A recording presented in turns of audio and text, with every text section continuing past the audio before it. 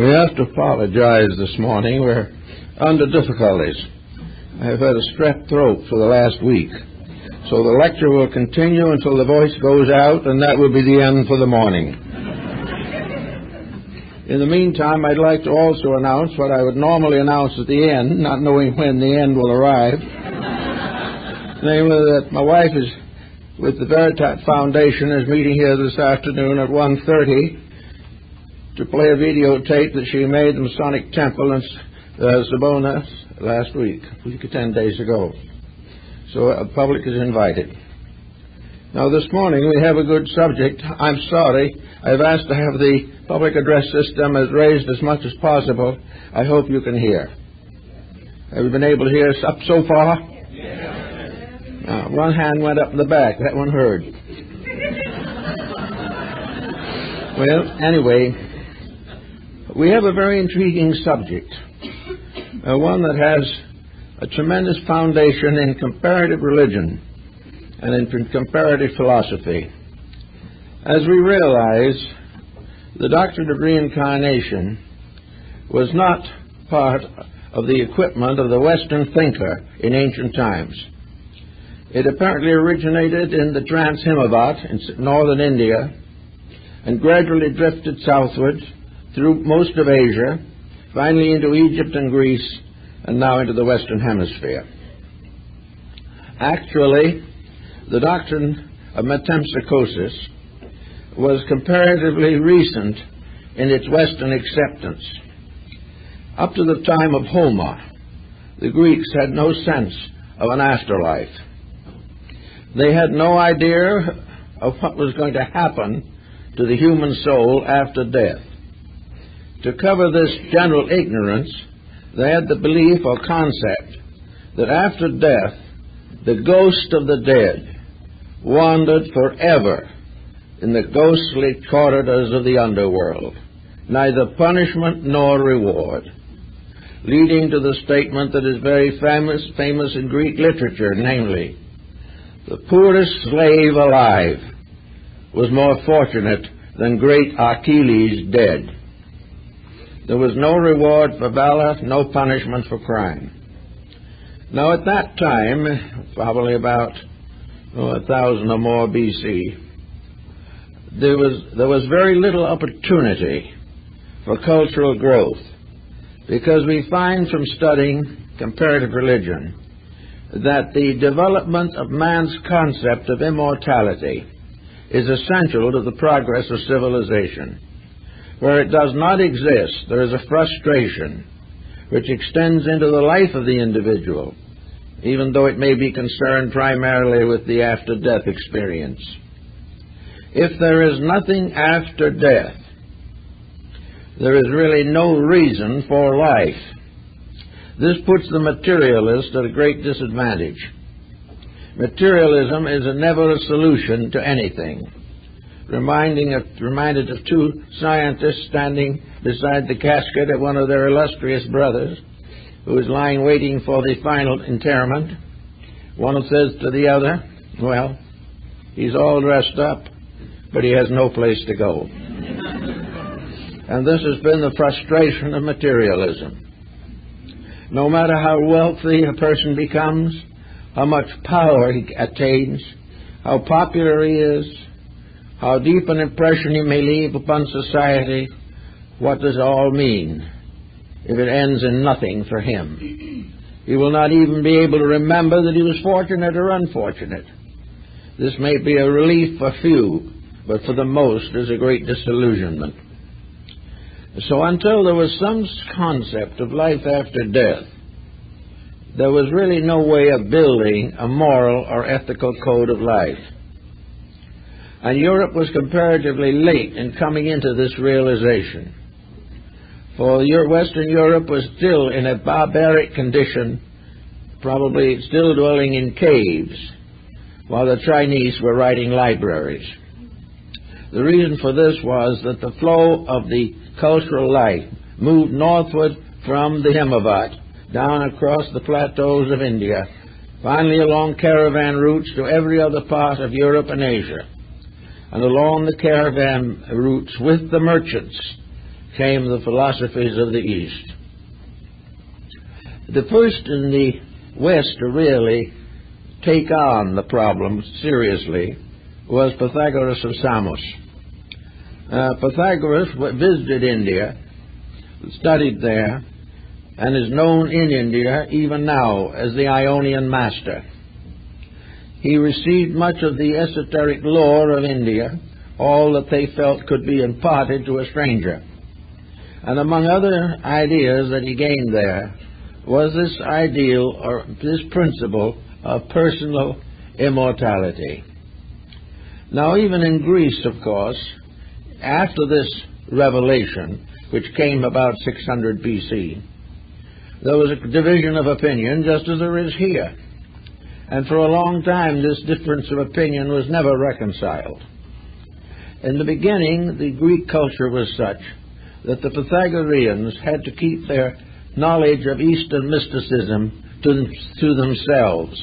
They had to form secret assemblies for its perpetuation, for it was contrary then to the prevailing tempo of the time.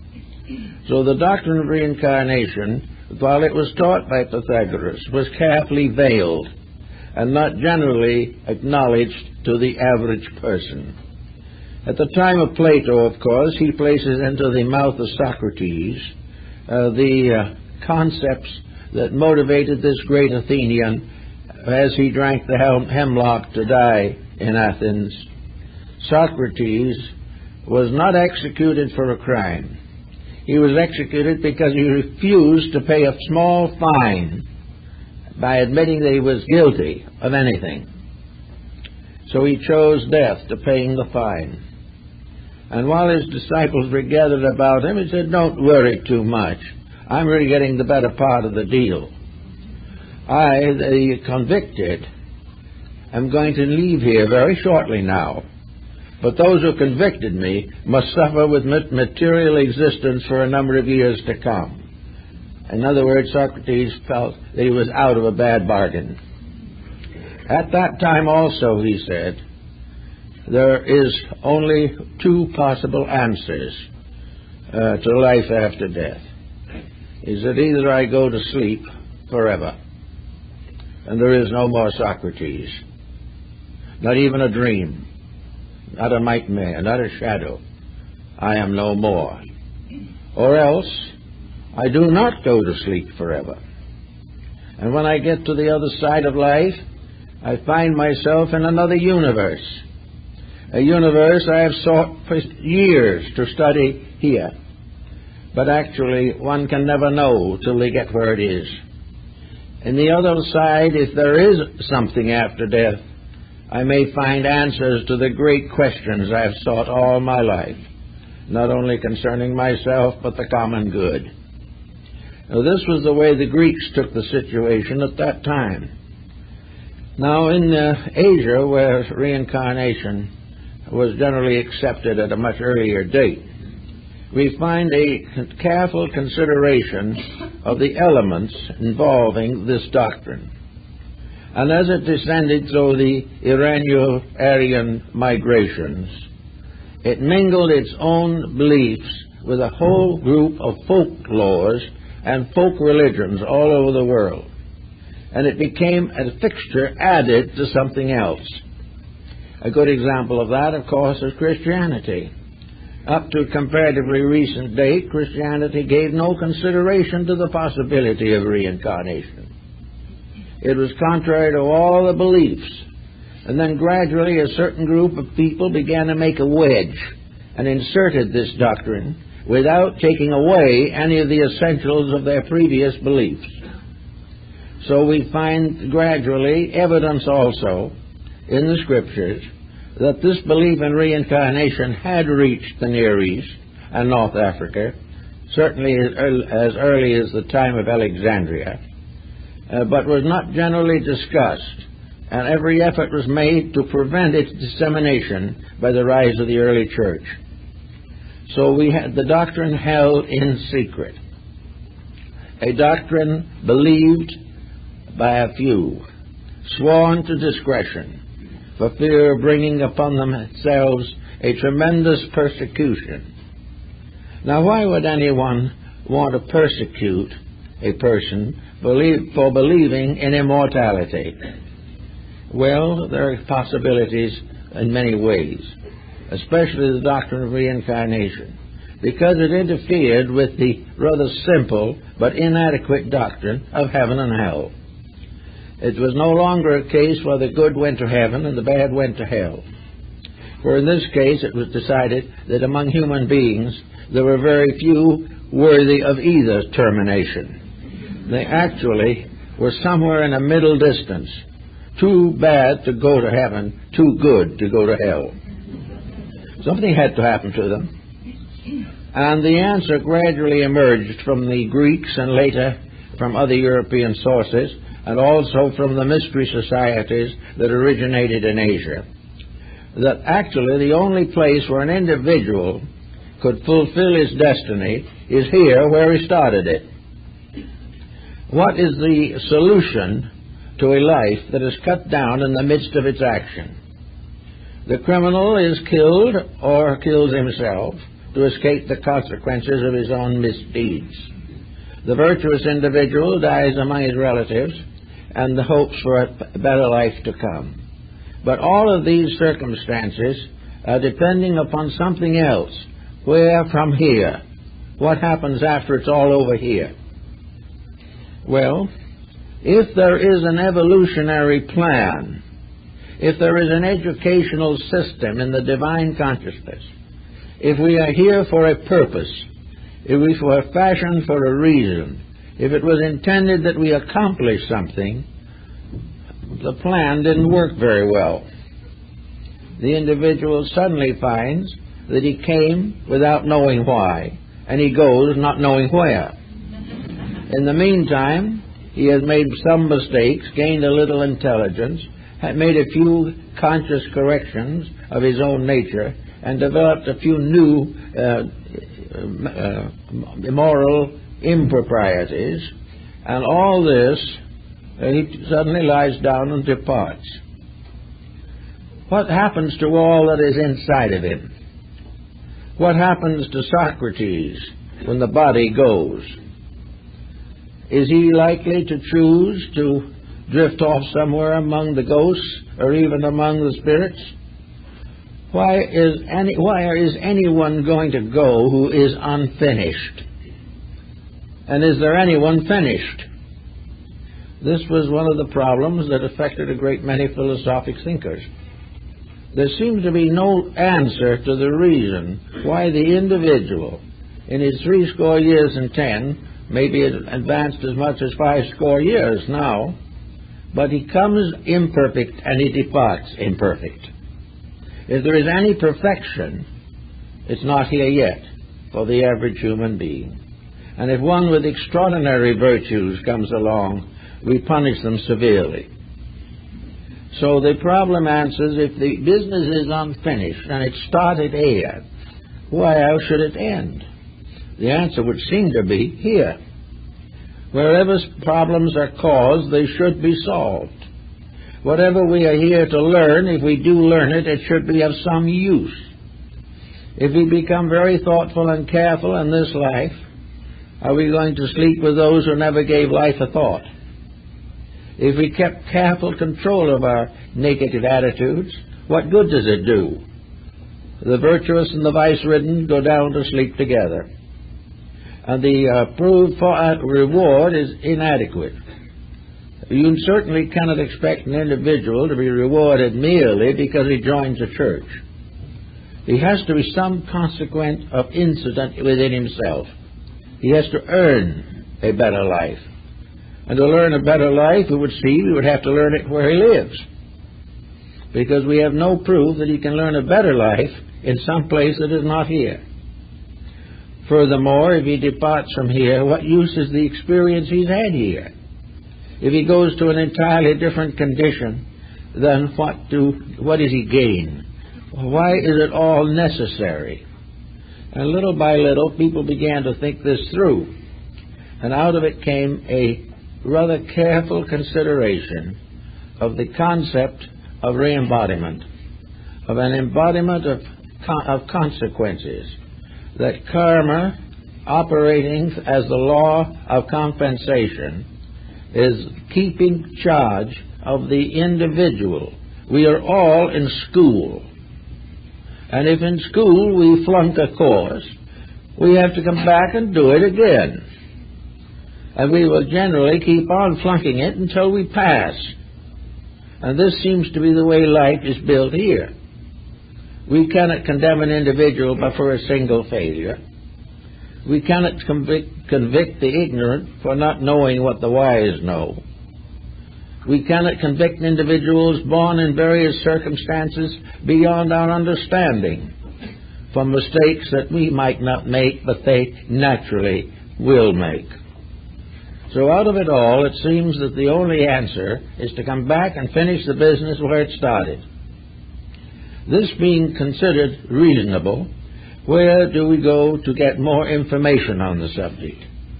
Well, probably the best place to go for it is the place it came from, and that is the great stream of tradition that has descended from the mysteries of the past and worked its way across the world for nearly 1 million years.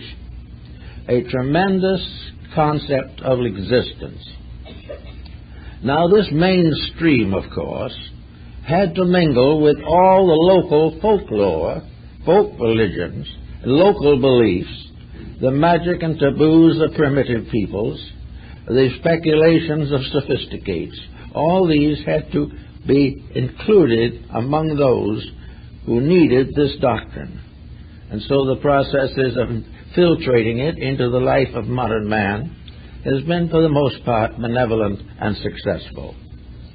So it comes to the more immediate moral consequence.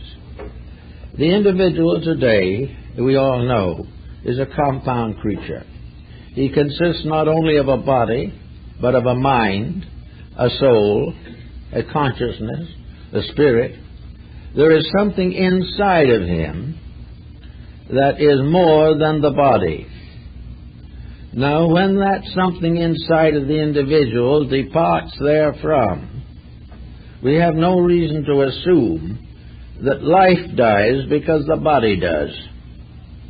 We know that there are various circumstances that moderate bodily survival. In this material world, the pressures of circumstance, especially from the outside, or reactions to circumstances from the inside, make it virtually impossible for the physical body to endure indefinitely.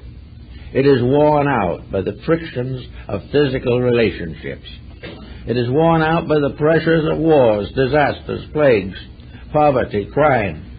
The whole material world gradually wears out, but for the individual. But there is no reason to assume that the life in the individual dies with the body. If the life dies with the body, we have a total zero for everything. There is nothing more, nothing less.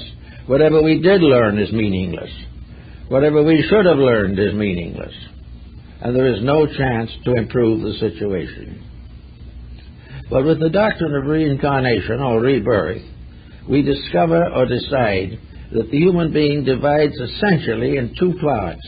That part which is mortal and that part which is immortal. The immortal part is vested in a mortal fabric, but this vesting can be separated. It is quite possible for the immortal part to survive the disintegration of mortality. Of course, there is a little comfort in some of the things that we find in records of history. We know there are cases in which apparently a person has totally died, and after several days or several weeks has come back to life. And nearly always the story is the same. What happened to them was completely different from anything in their material existence. But that part of the story is very much the like everywhere. Of course, you can bring against this the argument that as long as there was capacity to come back, death was not total. This problem has, of course, interested and influenced a great many thinkers in this particular field of research. But for all intent and practical purposes, we choose to believe that the divine part in us, which was derived from God, is not mortal and therefore cannot die. If there is an immortal part, it must either survive or it must return to the God from which it came. The individual cannot, with a clear conscience, assume that the spiritual values, the divine principles that exist in nature and in himself cease utterly, and that the labor of creating a human being, the most elaborate structure nature has ever been able to create among mortal things, that this is to be disintegrated after a relatively short time, and not a vestige remains. It seems therefore wiser to assume, as it has been assumed in Asia and in Egypt and in many parts of Europe, that there are two bodies also. And in this we come very close to the philosophy of Emerson and Thoreau. Emerson was quite aware of the fact that there has to be two kinds of bodies. One is a body of mortality.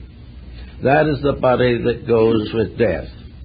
It includes the physical nervous system, the vital body, certain parts of the emotional nature, and the lower mind. When this is stripped off, however, the reality is not affected in any way. With the death of the body, the reality in man never dies.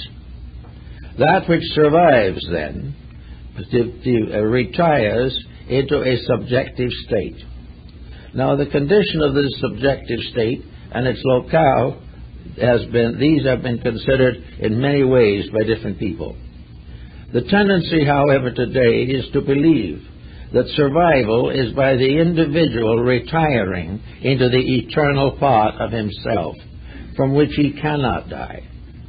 Therefore, instead of thinking of him primarily as going someplace outside, thinking of having another stellar summerland where he can drift around while he is out of the body, the wisest of thinkers in these directions assume that he retires into himself. And as he retires into himself and leaves the body behind, he finds that he is retiring into something infinitely greater than the body that he left behind.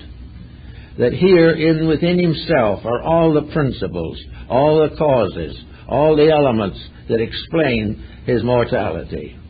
Here are the sources of every impulse, every attitude. Here also is a great building plan, a spiritual architecture, by means of which the divine creator molds the inner life of the individual by a series of sequent embodiments. So if we wish to assume for the moment that we are not going to cause an overflowing of the conditions in the afterlife, we are not going to suddenly find ourselves in a condition that is going to be worse than 47th Street and 5th Avenue in New York. We are not going to be part of an ever-increasing mass of the dead. We are not going to go on forever, increasing the numbers on the other side. Because the other side, as we begin to investigate more deeply, is the inner side. The side that, strangely enough, unfolds into a universe almost as great as space itself. The inner life of the individual is infinitely greater, infinitely more important than the physical life. But in this inner life, there are experience problems. The inner life is growing through the outer. It is growing in the sense it is transforming potentials into potencies. It is transforming the ideas of reality into the exact acts of reality. Therefore, Lord Bacon summarized this process as one of the four great keys. In other words, experience. Experience is the proof of all things. Experience in science is called experiment, and in man's inner life it is called growth. So man, in his search for realities, retiring into his own nature, discovers to his amazement that he is the captain of his own soul. He has the power to make the decisions that are important. He has debts to pay that he must pay. He has new plans to make that he will make. He is searching for greater understanding of the realities of things, an understanding that for a time at least he must gain through contact with material existence. So to the ancient people, re-embodiment was a continuation of a process of schooling. It was the individual gradually coming to master the manifestations of his own nature. He was here to grow, and growth is simply the release of the inside. Growth is not the result of eating more. Growth is the result of becoming more through the development of inner life. And spiritual integrities and many symbols represent the wonderful elixir of life, the universal medicine, by which finally all the restrictions, limitations, and imperfections of human nature are reconciled. So if we are the master of our own soul, and if we are not, who is responsible for us? Are we to assume that God is responsible for our mistakes? Are we to assume that we were born imperfect by a divine edict? Or do we wish to assume that there is no guidance to prevent us from going wrong whenever weakness of temperament steps in? The answer is no. It is much more complicated than that, and yet infinitely simple. The whole problem is to become gradually, happily adjusted to the inner life. The individual must gradually know that the sole purpose is the soul, and that in this realization he gradually enters into communion with the greatest part of his self.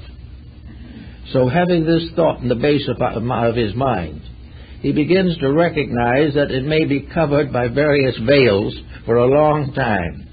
But whatever it is and wherever it is, it will be always the gradual release of the inner through the outer. If this release is too fast, it will destroy the outer. A great many people trying to do metaphysical exercises for development develop rates of vibration that destroy their lives, giving them sickness and mental and emotional imbalance. You have to grow naturally. Growth is something that physically is a biological process, and metaphysically is a psychological process. But it is something that has to develop quietly, and it is something that has to be supported by a greater and greater insight and understanding of the circumstances involved in the life pattern of every living thing. If the inner life grows naturally, it means that the person is developing the integrities that will make possible the release of the inner life. Now, these integrities are covered by such disciplines as the 10 Commandments, or the 8 Commandments of Buddhism for temporal persons, or for the words of Christ, or for the teachings of Muhammad. All of these teachings of a moral and ethical nature are intended to enrich the individual's realization of universal truths. If he keeps the 10 Commandments, the lower part of his life becomes purified, redeemed, and regenerated. The more perfectly he lives here, the more he keeps the rules, the more the soul inside is able to move outward. Therefore, moral integrities have as their basis the conduct of the individual, and as their consequences, the release of the inner life. Now, if the release of the inner life starts fairly well, we know that in the midst of it we're going to be cut down. War comes, pestilences hit us, earthquakes destroy things, famines, all these things, and wherever else fails, disease and sickness move in. There seems to be no way to perpetuate the body beyond a certain point.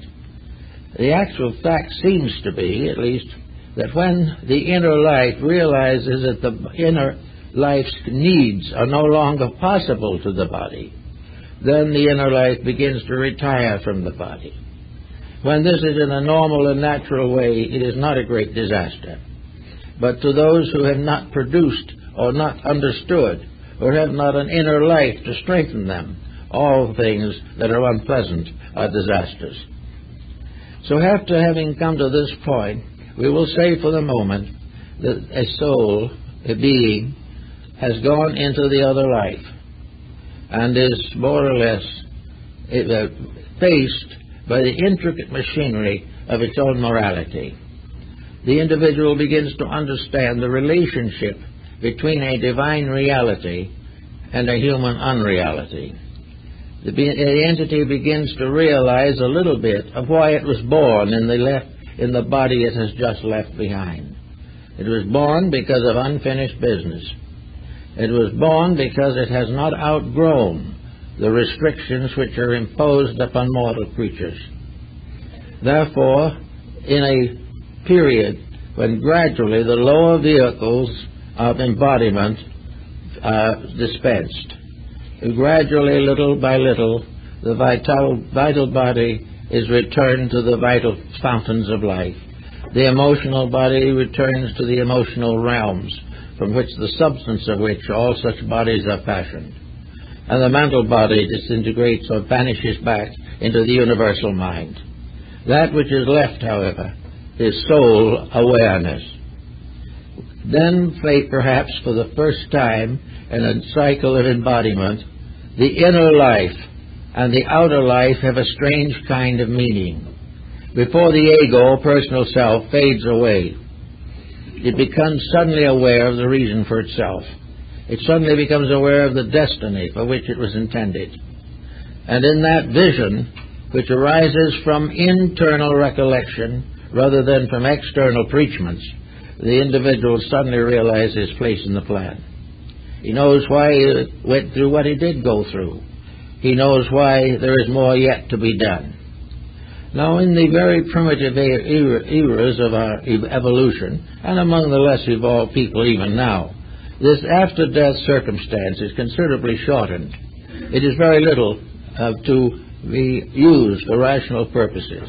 The individual is a child, like a school child who died before it got out of kindergarten. Therefore, a great deal of the material with which the more evolved person has to deal with does not confront this other individual. But he is not considered, nor is he impoverished for lack of it. He is part of the same cycle, but the winds are tempered to the shorn lamb. That which the individual does not know and cannot know, he is not held responsible for. But he is also on the same ladder, gradually climbing, gradually rising day by day. And we see how vital this is today in our world affairs. We are living in a world now that is filled with pain. It is filled with all kinds of perversities, exiles, victims, prisoners, martyrs. These are all common things. And yet in the great plan of things, there cannot be any real evil. All these things are part of a karmic reaction upon body. But the life locked within that body is immortal, eternal, and inevitably destined to be perfect. And that is just as true of the most humble, helpless, hungered, dying human being as it is of the greatest sage. And it is sometimes more true of those who in simple ways have done the best they could than the more advanced ones who have constantly compromised their convictions for the benefits of profit. But back now into the pattern. Here the individual faces his life. He sees, as is sometimes reported of the dying person in the ocean, that in a moment his whole life passes before his eyes while he is drowning. The Pythagoreans had the same concept in their meditational disciplines. It was their labor every day to try to understand the meaning of what happened, why they were to blame for problems, how they could solve those problems, what they should have done instead of what they did do. And this type of discipline is much more valuable to the unfolding soul than some platitudes on a religious level. But in any event, the entity, now in its pure condition, living only as it is, its achievements, and everything that are part of it. It looks down, perhaps, in some mysterious way, not in physical dimension, but in a certain psychological sense, and it sees where it came from. And it looks over itself as it might look over a stranger. And it looks over the self and it says, well, I didn't do too well. I could have done better. Maybe I could have done worse. But looking back in a perspective, as the Pythagorean points out, the individual could see and can see what the consequences would have been had he made different decisions. If he had made decisions that did not violate law, he would have no karma to problem him. If he had made those growth emotions that nature intended, he would then move into the next higher step painlessly and without inconvenience. But every good thing has to struggle for life in this world, and corruption seems to be the favorite. But so this under higher thinking, the individual begins to contemplate his future existence. So, according to the old teachings, the little souls do not contemplate. They take what comes next, because it is the only thing they can do. But there is nothing that happens to them next that is dangerous to their ultimate growth. It is that they have not yet awakened to the degree where they may make certain decisions for themselves. But as life evolves, as people grow, as the intensities of effort get greater, we find many divisions and levels of human beings. We find many who try very hard to do what is right. Some make mistakes. We also find many people who start out in life with noble purposes, but some old karma catches up with them and gives them a world of trouble. All around we see this process of growing, which is, of course, a divine institution, for we are all in the school of the Holy Spirit. And having come to certain decisions, and having achieved certain levels, and having advanced certain special forms of knowledge, as in law, or in medicine, or architecture, music, all these things, the entity, the subjective part of the individual that did not die with the body, begins to realize that there are things that it needs to do. And it needs to do them to take care of old business, and it needs to do them to advance new business that is appropriate and necessary. Gradually, the entity itself becomes aware of its own place in the law of rebirth and karma. And having attained to this degree, there is an increasing privilege of the entity, or the soul itself, to employ its own energies to help this being to select the proper destiny. So if the individual has a bad karmic lesson, he might be an individual who avoided the karma from this, or perhaps died and affected this release and thought it was over. But it wasn't. It's never over till the debt is paid. But he looks and he says, well, that looks like it's a little unfinished business that is going to hold me back. That will always be there till I solve it. I had a grudge against Jones. I'll always have that grudge until I stop grudging. He also says, I always work too hard for profit and not enough for principle. It's about time to take these changes. Another says, I was selfish. I sacrificed the love of my family to some gain for myself. I owe my family a debt. And little by little, the entity can choose, and often does choose, at least part of the burden it is going to carry the next time it comes. Now, when it gets back in the body and faces what it chose, it may not be very happy about it. It is already no longer clear. It no longer sees everything. It is all covered and murky now, and there's nothing but an unpleasant situation. Now, again, that situation may be too much. The individual may not be able to face it, so he evades it again. But even if he evades it 99 times, he will ultimately have to pay it. On the other hand, he will begin to learn that the things he does well have a great importance. We must realize in karma that it is not all punishment. It is consequence. It is reward. It is that which is the natural result of things done. A great deal of karma is very beautiful. We all have wonderful experiences which are the result of having earned them. Salvation must be earned. The Arabian Night says happiness must be earned. In everything in life, the good must be earned. And we are always earning. But if we earn good, we are happy. If we earn evil, we are punished.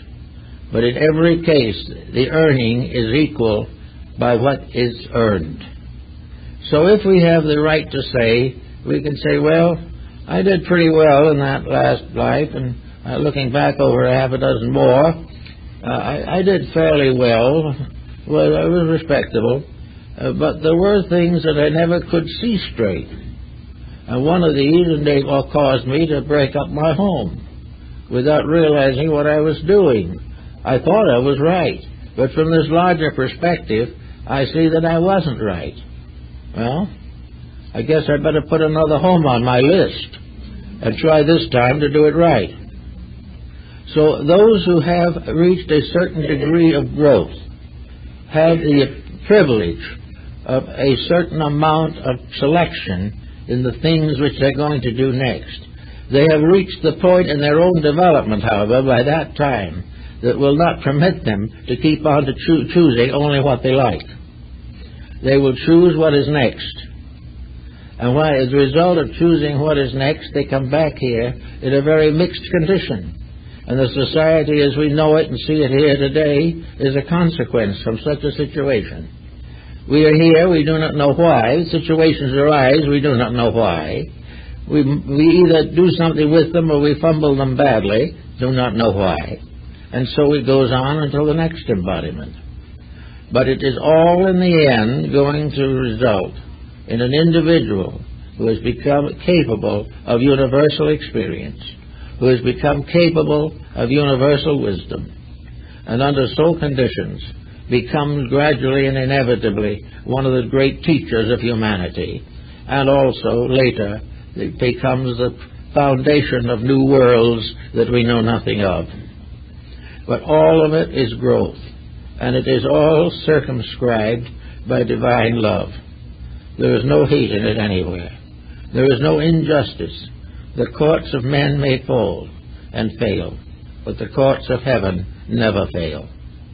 And what we sometimes feel to be a tough deal, and it will be a tough deal from the limited experience factor of objectivity. But if we are able to go inside, we will find that it is a proper deal. Now, it is not necessary to always wait for the next embodiment to solve some of these problems that are still obscure. The only way to solve an outside problem is to go inside. Brute force and argument does nothing. We have to go inside and in quietude call upon the best resources that we have to solve even the commonplace incidents of life. Between incarnations, it's the same thing. We are forever laboring to fulfill the destiny, be ye perfect, even as your Father in heaven is perfect. We have to do this because it is perfection only that is safe, not only for the individual but for society. All things must do it right or troubles will never end. Ulterior motives are the most dangerous things in the world, and there is nothing that can bring an individual back with a lot of unpaid bills than a series of ulterior motives while he is alive. Nearly all moral religions have to do with a code, the Ten Commandments and things like that. They try to teach people to be good enough to get along in a civilized relationship. They warn against all type of ordinary, ordinal sin. They help us to build a foundation for the improvement of life. And the doctrine of reincarnation does not interfere with any of these commandments, because it requires them for the fulfillment of itself. It is only when the individual makes some type of dedication that he begins to grow. If he does not live a little better each life, there is a stagnation in nature. Actually, however, he can't be stagnate very long, because in those intervals between embodiments, the message comes through loud and clear. He has to face it. And out of having facing it, he becomes a step further along the path of his own immortality. Now, some also have asked how long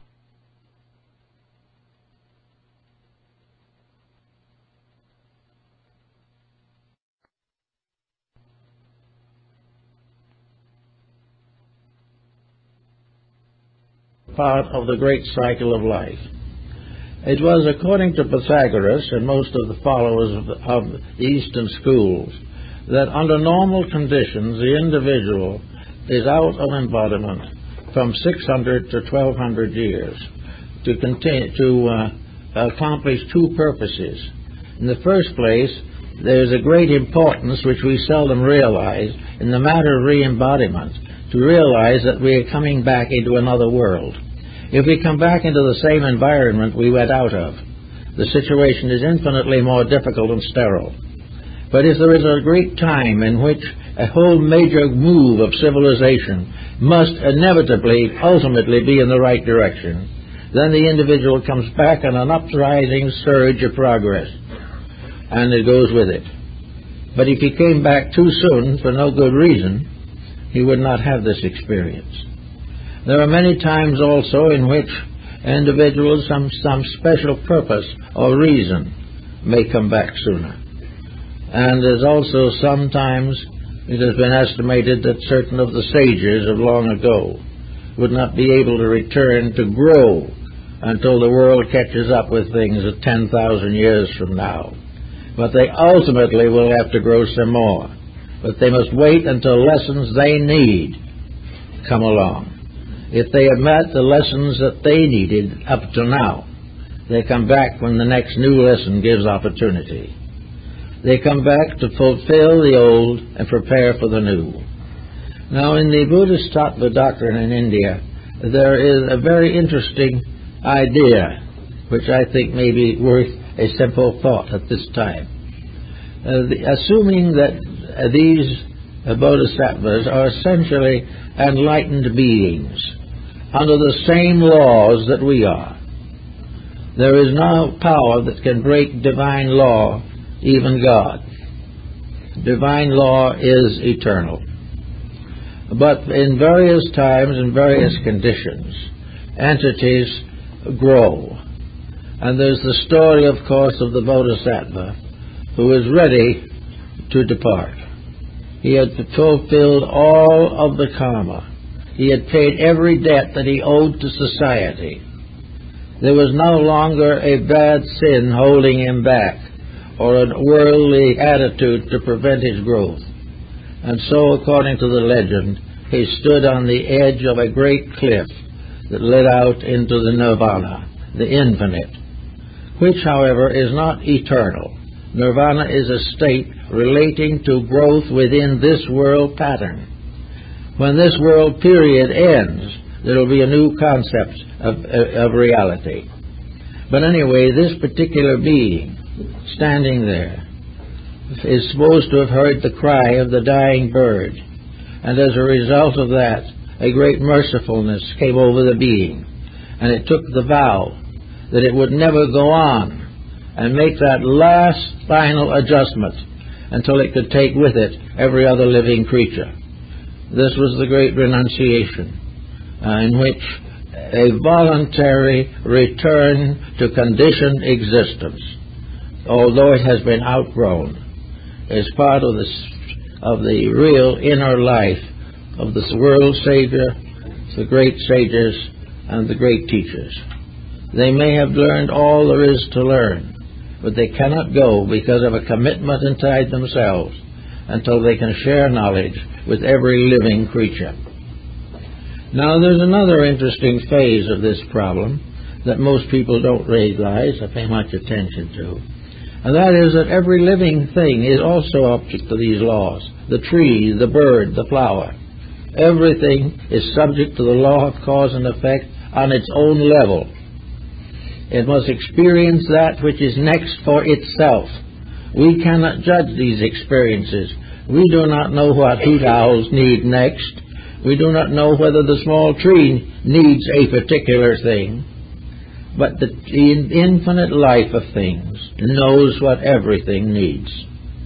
And so we find the law of reincarnation is held wherever there are sentient beings.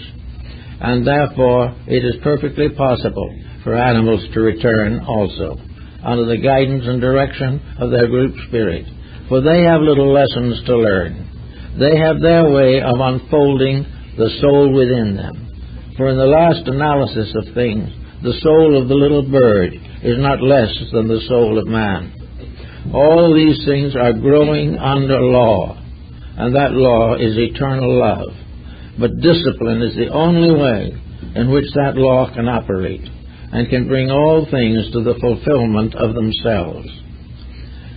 I don't think there is any virtue whatsoever in the individual trying to prepare in this world for reincarnation in the next. What he should do is not try to build a dream or a hope or meditate on or listen to something about a better future. We have to face two simple facts. The good future depends upon a good past. It depends upon solving the causes of a bad future. We know in ordinary court that dishonesty is usually punished, but we always hope that moral dishonesty won't be noticed. We also sometimes take refuge in atheism, which of course is the very, very large problem of destroying everything in order to get rid of our own limitations. Whereas it is perfectly possible for us to grow and unfold and perfect all of these things.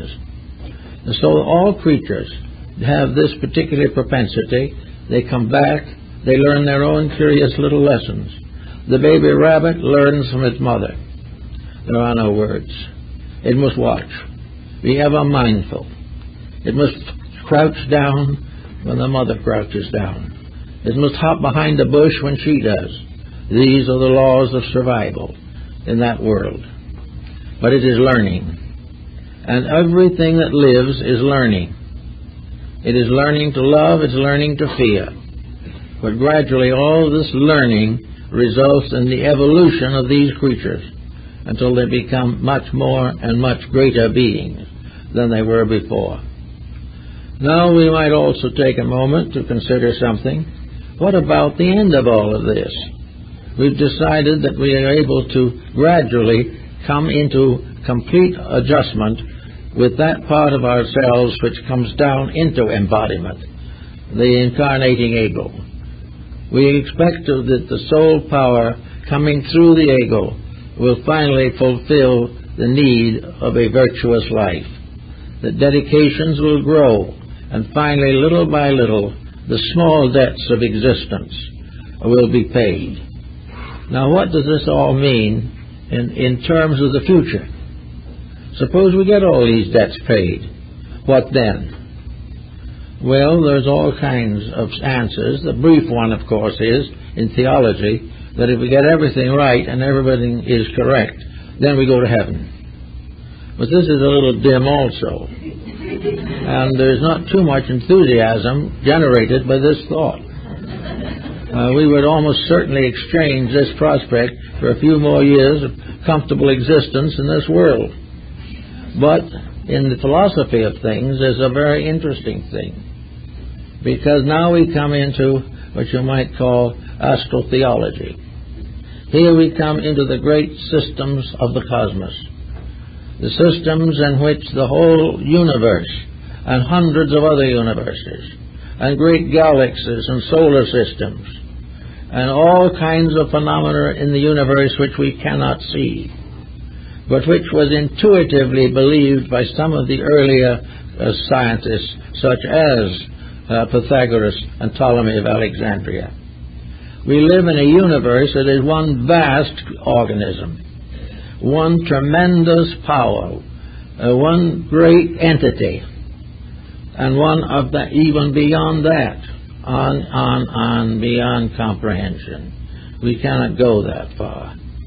But we are part of something that grows.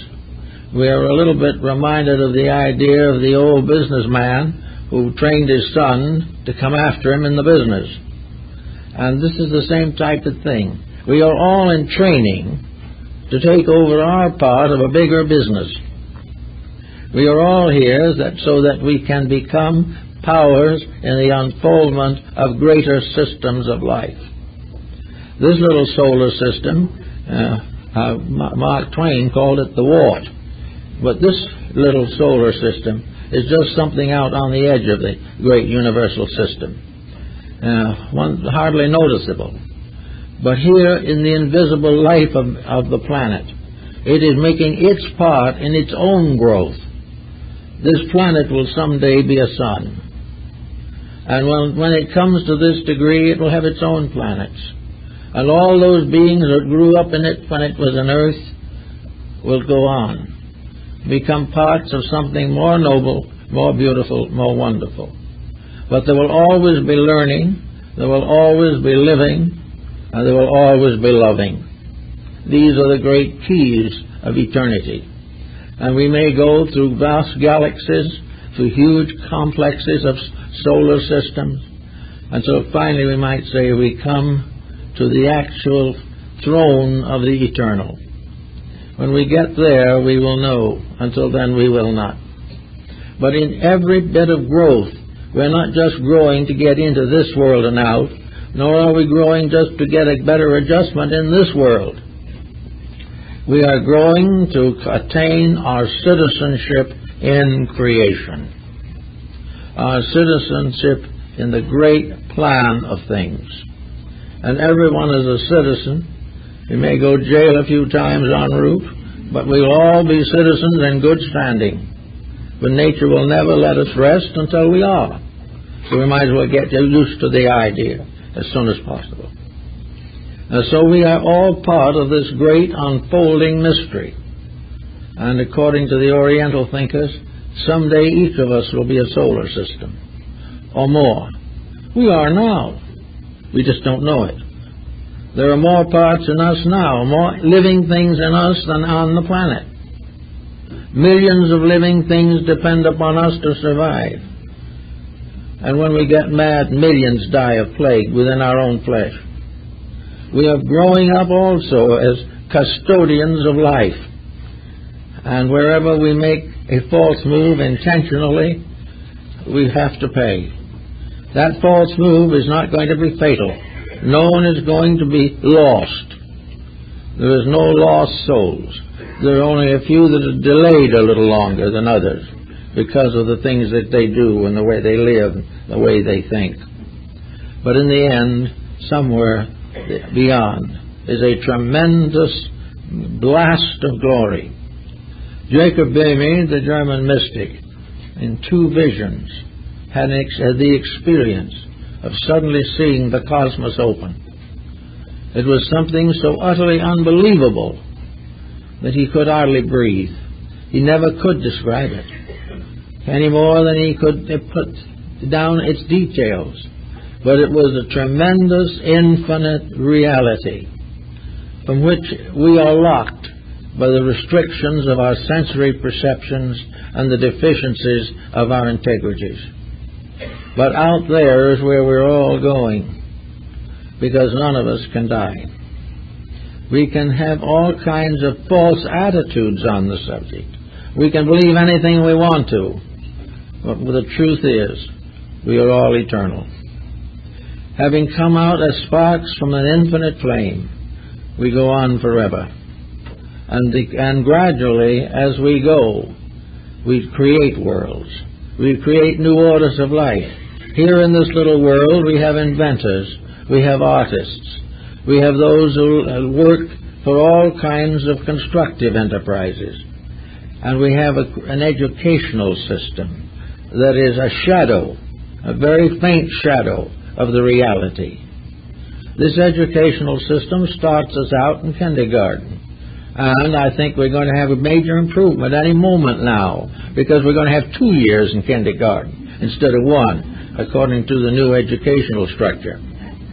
But in the kindergarten, where a great many still are, we have the beginning of an education. And what is that purpose of that education? That we can learn to read and write. That we can gradually come to the point where we can become independent living creatures. Take care of ourselves, accept responsibilities, and contribute to the common good. So we finally graduate cum laude from kindergarten and go into the grade schools. Here we go on grade by grade till we get to the junior high. And whenever we graduate from something, there's great rejoicing. Then we go on a little further and we land in the university. So we go there and we learn something else, usually about the thing we want to do, a thing we want to know more about. There's just one little weakness in this situation that I think someday, not too long from now, may be corrected. There should be a great university system that teaches us where we are really going, that opens to us the realization of a future infinitely greater than any physical institution can bestow. But anyway, we go on. We learn a profession or craft or a trade, and we become Bachelor of Arts or something. Then if we're going on a little further, we take the master's degree, and finally, if we are able to survive it, we reach the doctorate. And then having reached the doctorate, we are then supposedly at the head of our educational system and are supposedly able to make a living. This is not always certain, however. Also, what we can study and how we can study it are all controlled by highly opinionated people. But the theory is the same basically, namely that we're all going through the grades of the school of the Holy Spirit. We are all a part of an educational system that began so far back we can't even imagine it, and will go on into the future so far we can't imagine that either. But we are in a perpetual process of growing. And this is not going to be terrible. It's not going to also make us sophisticated or give us false pride or make us feel better than other people. All growth is for a purpose. You can go to law school and become a lawyer. You can go to medical school and become a doctor. But these are all material things. The great school of the universe is going to make us something else. It is not going to make us successful in this world, necessarily.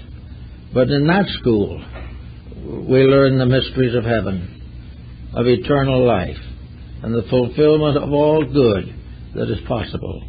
That gradually, by degrees, and in our own time and in our good way, we shall become truly citizens of the universe. Full citizenship with voting power. Here we vote for some kind of a physical candidate and afterwards wish we hadn't. There we become part of a citizenship that gives us a right to participate in eternal growth and eternal life, where we will all find we are in more than a democracy. We will be in a great world in which we will be all part of one gigantic family in which everyone works for all. And as soon as that process is achieved, the miracles will go beyond all imagination. For the great miracles are in space, and we're not going to cross them with spaceships. We're not going to get anywhere by trying to find out whether there's anything but broken rock on Mars. This is not the answer. We are in a tremendous living universe. We are in a world of infinite potential. We are in a world that goes on beyond the dreams of the most vivid imagination. And we're going to someday be people who will be proud of themselves. But by that kind, we won't care whether we're proud or not. You'll be busy doing the things that are next. Now, if therefore we are working with the idea of karma and reincarnation. Let's get right down to the little ordinary worldly situations we face. Let's try to realize that sometime we're going to have to meet all the unfinished business of our lives. We're going to have to face up to the things that we avoid and evade. We are going to have to find that we cannot afford a quarrel. We cannot afford to cheat someone else. We cannot afford to hate. All these things are something we just simply can't afford. And there is no evasion of them under the normal way in which we live. A very interesting story comes out on that from one of the discourses of Buddha. It seems that once upon a time a great general, who was the head of the armies to defend a native ruler, went to Buddha and said, "I've taken an oath to defend my king and my country. And if there's war, I have an oath that I must win that war if I can. And yet you tell me that I must not kill. What is the answer?"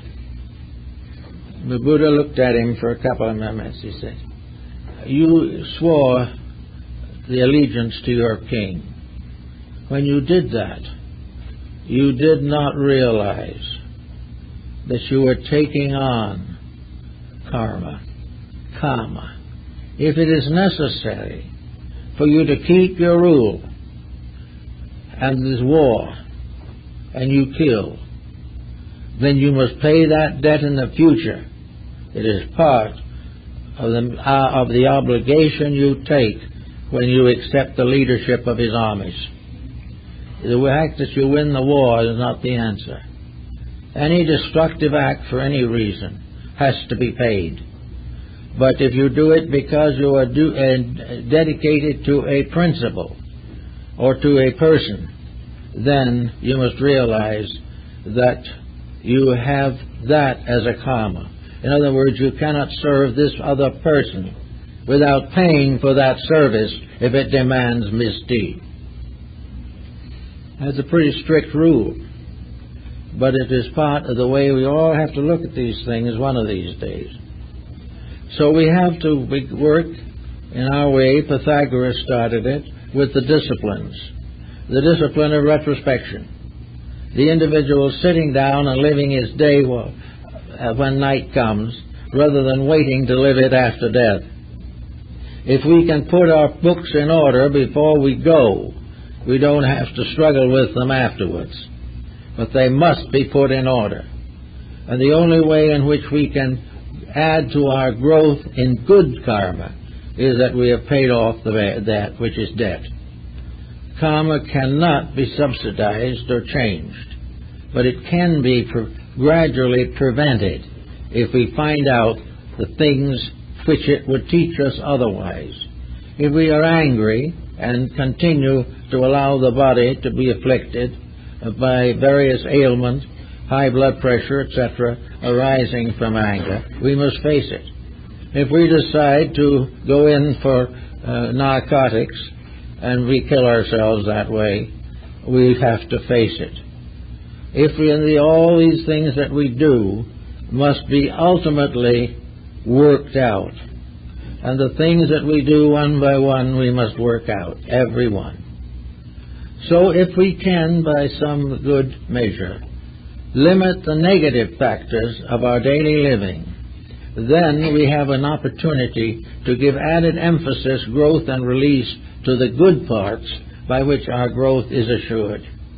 We can grow directly by doing it right, rather than grow indirectly by doing it wrong and learning the lesson. In other words, we are able to do many things every day to help us to meet the challenge of transition. If we do this, we find gradually that our condition is markedly improved. Pythagoras was able to help his disciples to weed out all kinds of little inconsistencies, little absurdities of action and conduct, little ulterior motives that crept in. All kinds of weaknesses and failings can be weeded out by retrospection. by the possible use of the rational faculty to learn the lesson without waiting for the punishment to come. If we can do that, we are going to be very much better off than we would otherwise be, because we will be growing every day of our lives. Also, there are other things to bear in mind as we go along, and that is the possibility of adding daily to good karma. We make mistakes, and every day we add a little to the negative side. Therefore, it is good to make something unusually right and add in that way to the good side. Every good deed is a mysterious power to carry us further on the great growth problems of life. So we better do it if we possibly can. Now also there's the eternal uncertainty that affects us all, and that has to do with whether or not there is such a thing as evil. Paracelsus was not likely to affirm it. To him, evil was like a miracle. A miracle is simply a manifestation of universal law. Evil is a manifestation of universal law. There is no devil. The devil is not there at all. Devil is that which hurts when we do it wrong. Some little boys were talking one day, and one had come out of Sunday school. He said to the other, "Do you believe in the devil?" The other, who was 2 years older and therefore much more sophisticated, replied, "No, I don't. The devil is like Santa Claus. It's your father." Well, that's the way it is anyway. But there is no such a thing as a spirit of evil. Goethe tells us that when he introduces us to Mephisto. Part of the power that still works for good while ever scheming ill. In other words, the temptation is something created to be resisted. But most people prefer to let it happen. And so we find all kinds of side lights from ancient religions and philosophies trying to dramatize the various phases. And reincarnation hitting different nations at different times in history, and all kinds of folklore and folk legendary takes on a variety of colorings. But an essential principle, it is always the same. It is that part of the great journey. In the mystery systems, the great journey was from here to there. And Plotinus, who was one of the greatest of the Neoplatonic mystics, pointed out that the great journey is of the lonely to that which is alone. And we are all moving towards something bigger. And in order to do that, we cannot carry all the ballast of our previous mistakes with us. We have to grow. And we're here to grow, and it can be a very pleasant thing. And if it isn't pleasant enough, I think you may well wait, because things are going to change a wee bit. Nature's plan is not going to change because we mess things up. The various situations we are getting ourselves into economically also has a karma. Our judgments have karma. Our banks have karmas. Our business organizations have them. Karmas are not limited entirely to living things. They are limited also to include policies, patterns, purposes, judgments, intentions, and everything which qualifies life. Anything through the action of which brings sorrow, pain, or suffering will have to pay for it. And a system that is corrupt will have to pay for it. Nothing really win in the long analysis. Nothing can actually become the fullness of itself until step by step it returns to integrity. And this is the integrity we all must have. So reincarnation can apply to almost any situation that arises. Wherever there is intemperance, there is retribution. Wherever there is unfortunate policy, there is consequence. All the wars and dissensions and problems of today are karmic and are making more karma.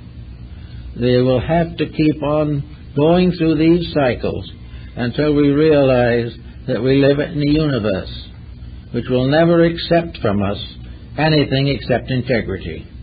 Everything else will be penalized. And the longer we delay and the greater the mistakes, the more difficult the penalties will be. But no penalty will destroy us. No penalty can affect the individual who doesn't deserve it. And the penalty itself must be paid, but it will never cost the life. The individual will always win in the long run. But in some cases, we are beginning to realize that the run is too long. So we have to build new governments, new laws, new ways of life, nearer not only to our heart's desire, but nearer to the divine purpose. If we do these things wisely and lovingly, we will realize that rebirth is a great, wonderful possibility. It is the law that makes all things grow to the fulfillment of themselves. And it is also the absolute promise of absolute and ultimate immortality for everything, including the small bug in the sunbeam. It is all part of eternal life, eternally unfolding. And with those thoughts, I think we all can kind of fit into the idea of reincarnation, regardless of our other religious affiliations. Thank you.